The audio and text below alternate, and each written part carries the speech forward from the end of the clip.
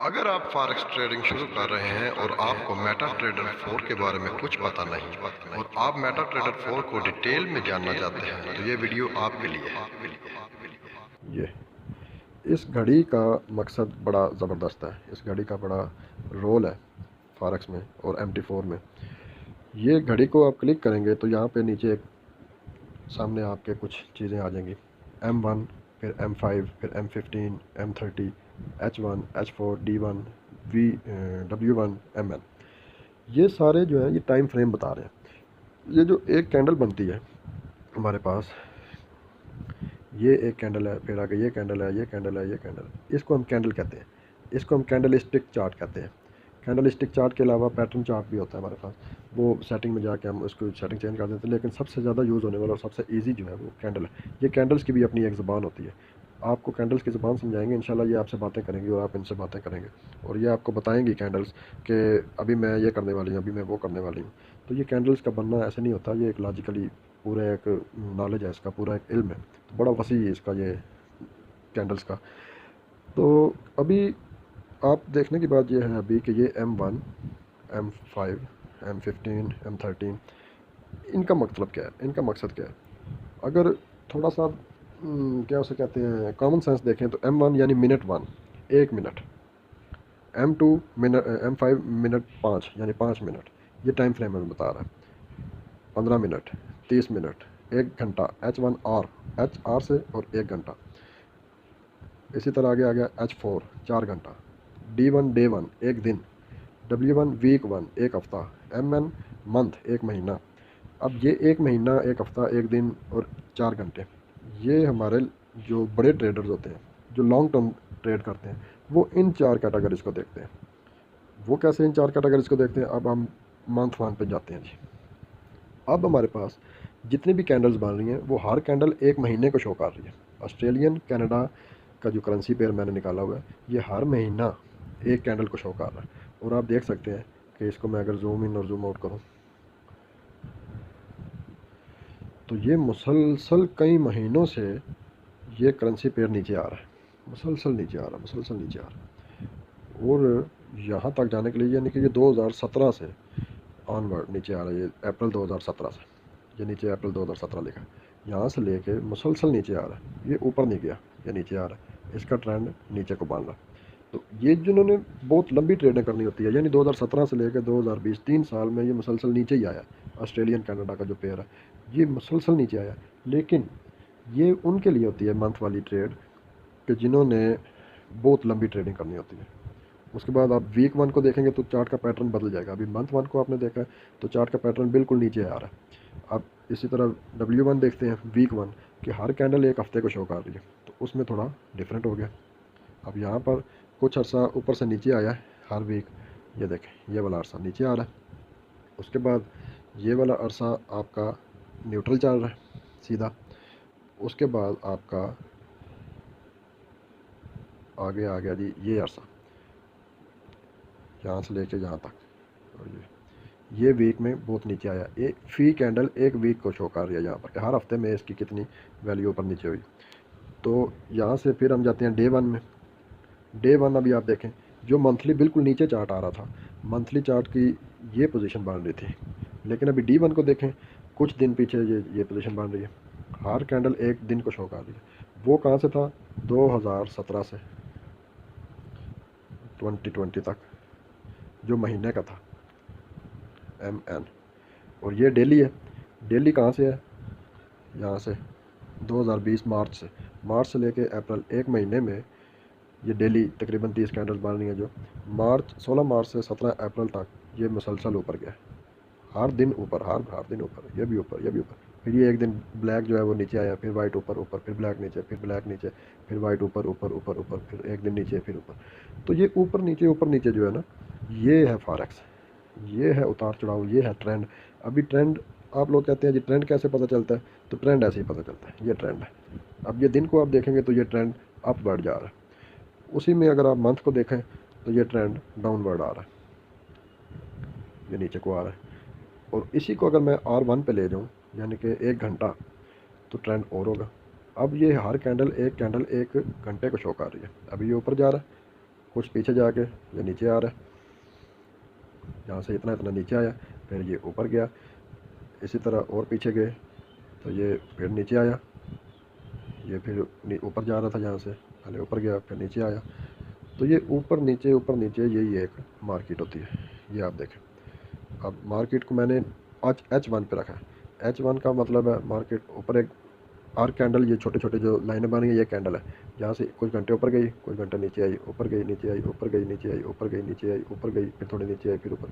तो ये जो जिग जैग है ये आपकी फॉरेक्स है, यही आपकी कमाई है, ऊपर नीचे ये फ्लैक्चुएशन जो हो रही है। लेकिन आपका टाइम फ्रेम बहुत मायने रखता है। छोटे अकाउंट्स के लिए H1 या M30 बेहतरीन है। M30 का मतलब है एक कैंडल आपकी 30 मिनट की है, 30 मिनट की कैंडल या आपकी 1 घंटा की कैंडल, वो जो है ना बेस्ट होती हैं। ये वाली और ये वाली, ये दो चीज़ें बिल्कुल अच्छी हैं। 15 मिनट में चले जाएंगे तो बहुत ज़्यादा उसमें फ्लक्चुएशन होगी। आपको मैं चेक कराता हूँ 15 मिनट का चार्ट। अब इसमें देखें हर लाइन काफ़ी ऊपर नीचे ऊपर नीचे ऊपर नीचे। इसी तरह अगर आप इससे भी नीचे छोटा चार्ट लेते हैं तो इसमें मज़ीद फिर ऊपर नीचे, ये देखें। और मिनट वन रखते हैं कि हर मिनट में क्या हुआ, तो मिनट वन भी फिर इसमें बहुत ज़्यादा ऊपर उतार है चढ़ाव है, उतार है चढ़ाव है। तो इसलिए हम H1 या M30 रखना बेहतर होता है किसी भी अकाउंट होल्डर के लिए। ये तो अगर जी टाइम फ्रेम। इसके बाद हमारे पास आ जाता है जी ये एक प्लस का निशान बना हुआ। ये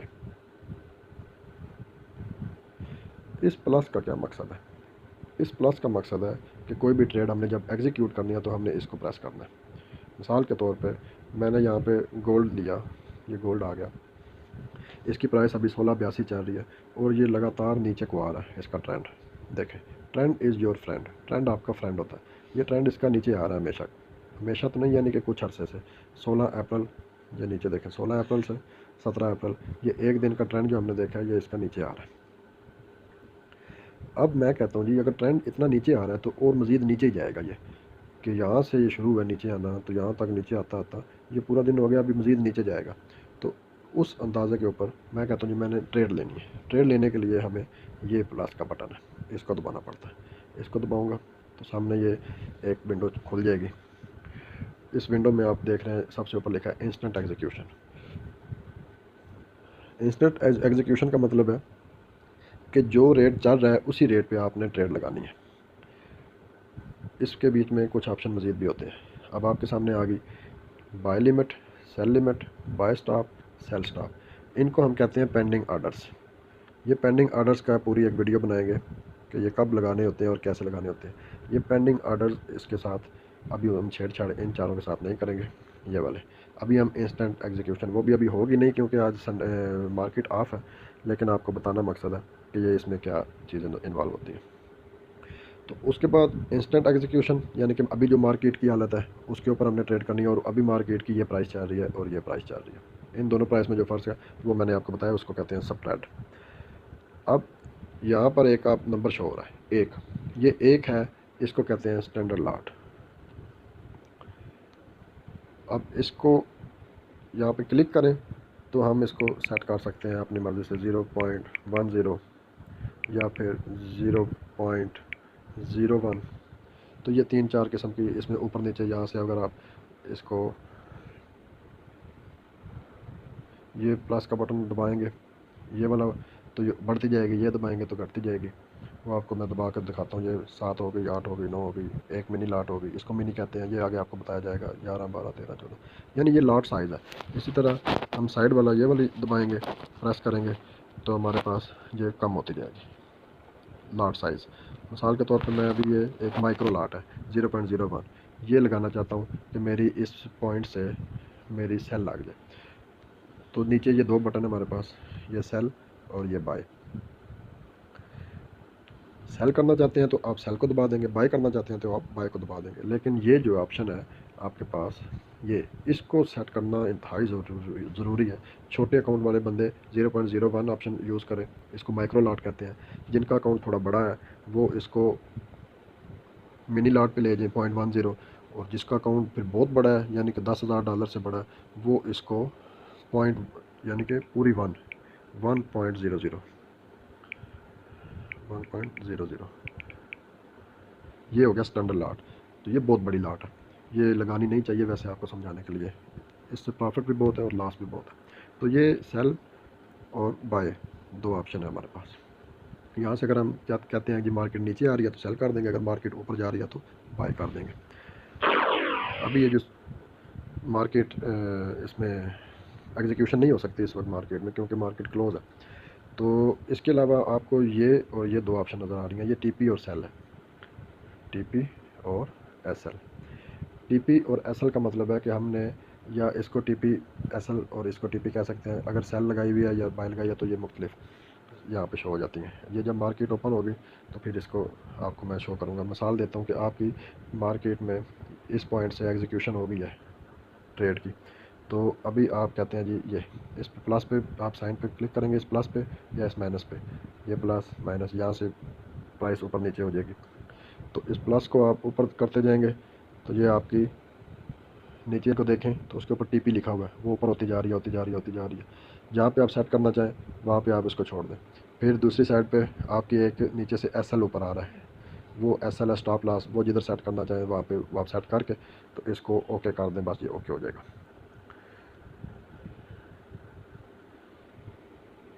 ये तो था चार्ट का थोड़ा सिस्टम। अब चार्ट में ये जो नीचे वाली हिस्सा है इसको विंडो कहते हैं। यहाँ पे अगर आप फंक्शन में जाएं एफ में, तो ये जो आया था ना इंडिकेटर विंडोज़, ये इंडिकेटर्स विंडो ये चीज़ है चार्ट का, ये वाला हिस्सा, इसको इंडिकेटर विंडो कहते हैं और इसको मेन चार्ट कहते हैं। इंडिकेटर विंडो में भी इंडिकेटर लग जाता है और मेन चार्ट पे भी इंडिकेटर लग जाता है। और ये जो लाइन ऊपर से ऐसे ऐसे आ रही है रेड कलर की, ये वाली, ये लाइन को हम मूविंग एवरेज कहते हैं। ये भी इंडिकेटर का एक नाम है, वो आपको बाद में सारी मूविंग एवरेज समझाई जाएंगी। तो चार्ट के लिए जो 5 ऑप्शन ऊपर थे, ये 5 ऑप्शन आपने समझ लिए कि यहाँ से ट्रेड लगती है और कैसे लगती है। ये प्लस का निशान प्राइस देखने के लिए, ये आगे एफ जो है इंडिकेटर लगाने के लिए, इंडिकेटर ज़्यादा बाद में देखेंगे। यहाँ से चार्ट बदलने के लिए ये टाइम फ्रेम है, और ये जो चीज़ है ये हमारी ट्रेड लगाने के लिए, ये विंडो सामने ट्रेड लगाने के लिए। उसके बाद ये हमारी लॉट साइज़ है, इंस्टेंट मार्केट एग्जीक्यूशन, ये जो प्राइस आ रही है। उसके बाद ये टीपी और एसएल है। उसके बाद जनाब ये सेल है और ये साथ बाय है। ये आपका रिव्यू हो गया। उसके बाद आगे आप देखें तो ये आपका एक बटन है, इसके ऊपर क्लिक करें तो यहाँ पर आपको आपका बैलेंस शो होता है, आपकी इक्विटी शो होती है और आपका फ्री मार्जिन शो होता है। और जब कोई ट्रेड लगी हुई होगी तो इस जगह पर उसका प्लस और माइनस शो हो रहा होगा। यहाँ पे उसका ट्रेड साइन होगा और यहाँ पे उसका प्लस या माइनस, अगर प्लस में है तो प्लस शो हो रहा होगा, माइनस में है तो माइनस। जितना माइनस लॉस आ रहा है या जितना प्रॉफिट आ रहा है वो आपको यहाँ पे शो हो रहा होगा। तो ये मार्केट जब ओपन होगी तो आप यहाँ पे ट्रेड लगा के देखेंगे तो यहाँ पे बैलेंस में भी कमी बेशी हो रही होगी, इक्विटी में भी। तो ये सारी चीज़ें आपको इस तीर के निशान में नज़र आएंगी। उसके आगे ये हमारे पास हिस्ट्री आ जाती है, आपके पास ऊपर सामने नज़र भी आ रहा है हिस्ट्री लिखा हुआ, ये इसमें आपकी हिस्ट्री आ जाती है। ये हिस्ट्री देखने के लिए कि आपके अकाउंट में क्या क्या हुआ है पिछले दिनों में, वो यहाँ पे हिस्ट्री सारी शो हो जाती है। यहाँ पे प्लस $2 आया या $7 माइनस हुआ, प्लस हुआ $5 आया। और इधर ट्रेड यूरो यूएसडी है या गोल्ड है या जो भी है वो इधर उसका सिंबल होगा, तो ये साथ उसका प्लस माइनस होगा। इधर आपका पूरा बैलेंस प्रॉफिट या लॉस को काट के या जमा करके उसमें शो किया जाएगा। तो कहने का मकसद ये है कि ये हिस्ट्री जो है ये चेंज नहीं हो सकती। अगर कोई इन्वेस्टर हमें पैसे देता है तो हम उसको ये महीने बाद ये हिस्ट्री दिखाते हैं, ये वाला पेज दिखाते हैं, जो कि चेंज है ना हम कर सकते हैं ना MT4 वाले कर सकते हैं, ये चेंज नहीं होता। तो इसलिए यह एक यकीन बना रहता है इन्वेस्टर और अपना अकाउंट मैनेजर में कि वो ये हिस्ट्री देखता है कि इसने इस महीने में या इस दिन में या इस हफ्ते में क्या कमाया या क्या खोया। तो उस हिसाब से वो जैसे उनके परसेंटेज इकट्ठी एक दूसरे से बात हुई हो उस लिहाज से वो एक दूसरे से पैसे ले लेते हैं। तो उससे आगे बटन आ जाता है जी ये वाला, ये है न्यूज़। न्यूज़ यहाँ पे शो होती है रियल अकाउंट में, डेमो में न्यूज़ शो नहीं होती। और उसके आगे मैसेजेस आ जाते हैं।